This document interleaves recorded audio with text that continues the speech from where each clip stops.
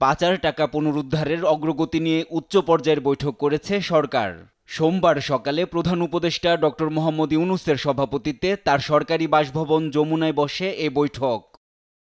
পরে foreign service একাডেমিতে সংবাদ সম্মেলনে বৈঠকের বিস্তারিত তুলে ধরা হয়। প্রধান উপদেষ্টার প্রেস সচিব জানান, অস্থাবর সম্পত্তি যেটা ফ্রিজিং হয়েছে, এটা অস্থাবর সম্পত্তি হচ্ছে 42,614.27 কোটি টাকা, আর মিলিয়ন ডলারের সেটা হচ্ছে যে 20.78। এগুলো হচ্ছে ফ্রিজিং। এটা হলো সেকেন্ডটা। প্রথমটা হলো অ্যাটাচমেন্ট, আমরা যেটা বললাম 1,30,758.7 ও 7 কোটি টাকা এবং মিলিয়ন ডলার, আর বিদেশে হচ্ছে 164।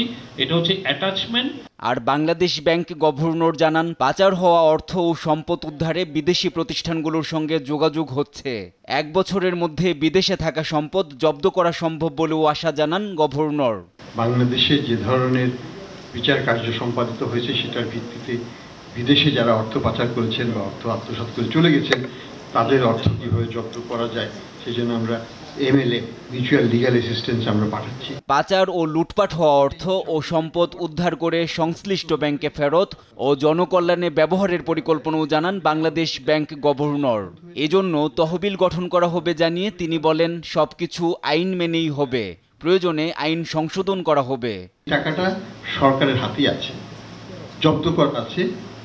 এটা এখন আইনগত প্রক্রিয়াটা শুধু শেষ করতে পারলেই দ্রুততার সাথে, আমরা যদি কোনো আইনগত পরিবর্তনও করে ফেলতে হয় দ্রুত করে আমরা এই ফান্ডটাকে হস্তান্তর করব সরকারের কাছে। মোবাইল ব্যাংকিং সেবাদাতা নগদের জালিয়াতি তুলে ধরে বাংলাদেশ ব্যাংক গভর্নর জানান, প্রতিষ্ঠানটি অস্তিত্বহীন 650 কোটি টাকার ইমানি তৈরি করেছে, যা শাস্তিযোগ্য অপরাধ। NI নাহিদ, দেশ টিভি, ঢাকা।